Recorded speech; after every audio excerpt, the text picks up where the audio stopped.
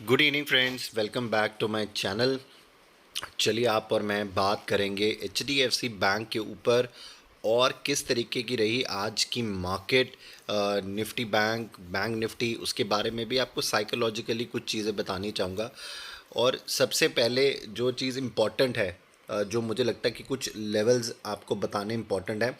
जिस तरीके से निफ्टी की क्लोजिंग हुई है, जिस तरीके से बैंक निफ्टी की क्लोजिंग हुई है, तो मैं आपको कुछ यहाँ पर लेवल्स बताना चाहूँगा जो कि आपको इस मार्केट में हेल्प कर सकते हैं।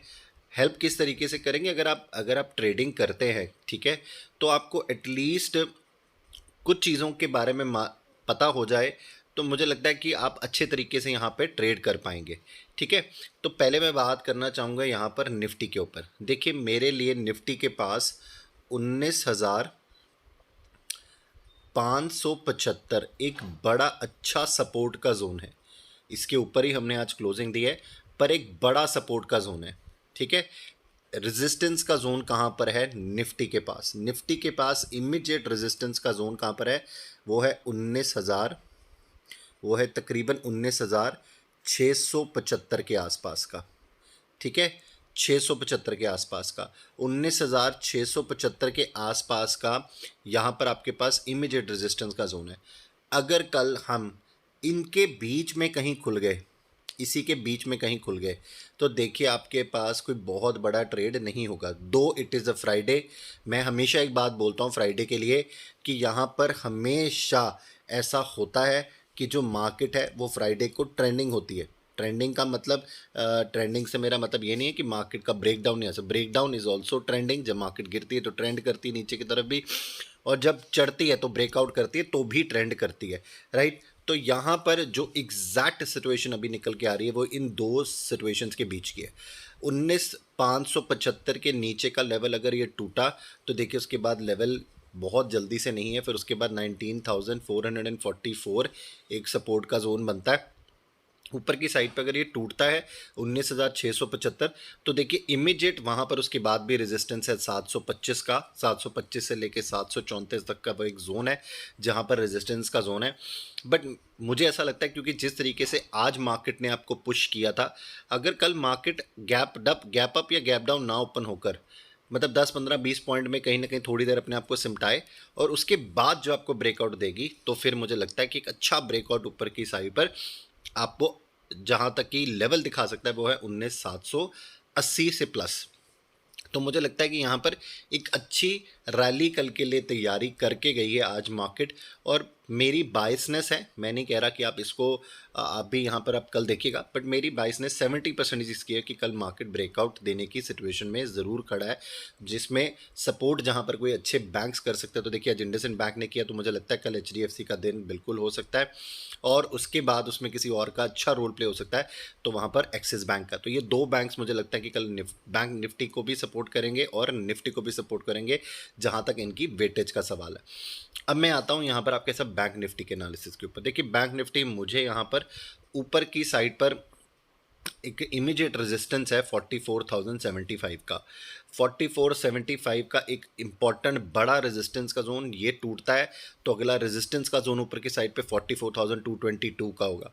नीचे की साइड पर देखेंगे तो आपके पास बिल्कुल इमीडिएट सपोर्ट दर सपोर्ट बनाती हुई मार्केट आज गई। अगर कल मार्केट यहाँ पे बैंक निफ्टी भी फ्लैट ओपन हो जाती है और यहाँ पर बिल्कुल भी कोई भी आपके लिए कोई गैप डाउन ओपनिंग बहुत बड़ी नहीं होती। देखिए फ्लैट ओपनिंग अब निफ्टी बैंक निफ्टी 50-100 पॉइंट तो करी जाती है, तो अब बिल्कुल या बोलो कि 15-20 पॉइंट पे ओपन हो, अगर ऐसा हो जाता तो अच्छी बात है। अगर 50-100 पॉइंट ऊपर नीचे होती तो तब भी मेरे लिए 44,000 43,666 एक बड़ा सपोर्ट का जोन मुझे लगता है वापस से यहाँ पर एक तेज़ी का रुख वापस ऊपर की तरफ बना सकती। ऊपर की साइड पर अगर ऐसा 100 पॉइंट नीचे खुलती तो ऊपर की साइड पर 43,888 ये एक रेजिस्टेंस का जोन बनाएगी। ये भी पार होती है तो फिर 44,075 एंड 44,222।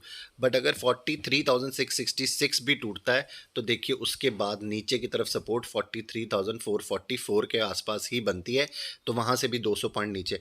बट अभी मुझे लगता नहीं है कि जिस तरीके से हालात आज आपको यहाँ पे मार्केट ने खाए हैं। कल भी देखिए मैंने जब वीडियो डाली थी आपको बहुत क्लियरली बोला था माल खींचने की तैयारी थी, वो आप सेंटिमेंट्स के थ्रू मार्केट को बहुत कुछ अच्छे तरीके से करना आता है। जब नेगेटिव सेंटिमेंट्स बनते हैं बहुत अच्छे से बनाती है मार्केट, और जब धीरे धीरे उसको कवर करते करते आपको पता भी नहीं लगेगा कि कब मार्केट वापस अपनी सिचुएशन में आ जाएगी और आपको अपनी रणनीति चेंज करनी पड़ेगी। ठीक है, यहाँ पर हम अपनी रणनीति चेंज करके जा रहे हैं।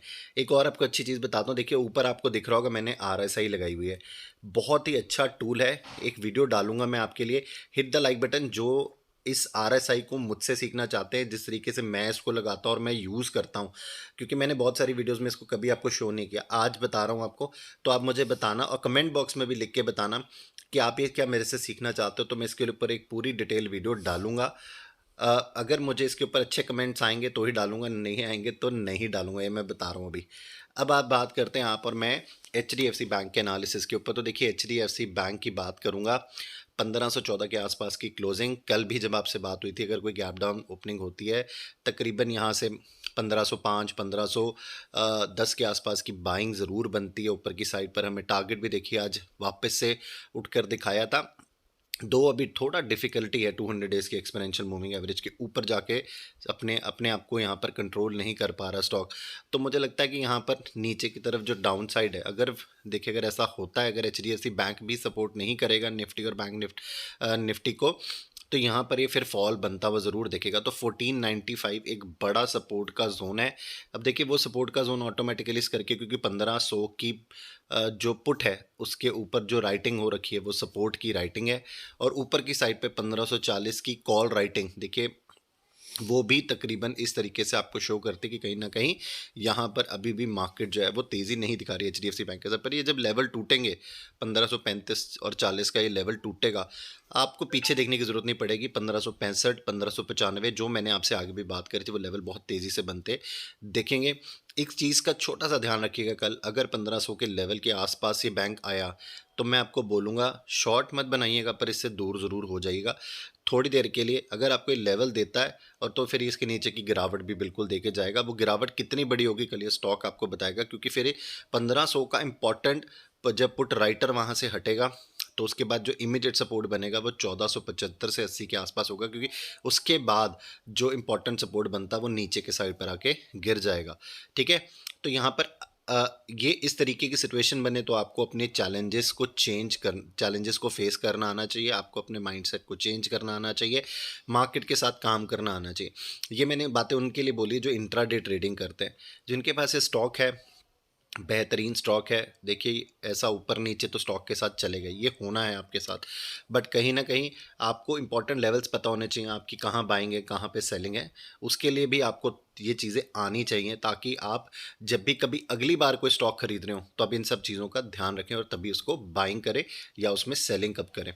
आई होप आपको ये एनालिसिस, ये वीडियो जो मैंने आपके साथ अपनी साइकोलॉजी शेयर करी है कल इस वीडियो में, कल के लिए HDFC बैंक निफ्टी और बैंक निफ्टी को पसंद आई हो तो वीडियो को लाइक ज़रूर कीजिएगा। चैनल सब्सक्राइब नहीं किया तो चैनल को ज़रूर सब्सक्राइब कीजिएगा। एक बेल आइकन आती है, इसे भी ज़रूर प्रेस कीजिएगा, ताकि मैं जितनी और वीडियोज़ डालूँ वो सबसे पहले आपको मिले और आप उनका फ़ायदा उठा सकें। Thank you so very much.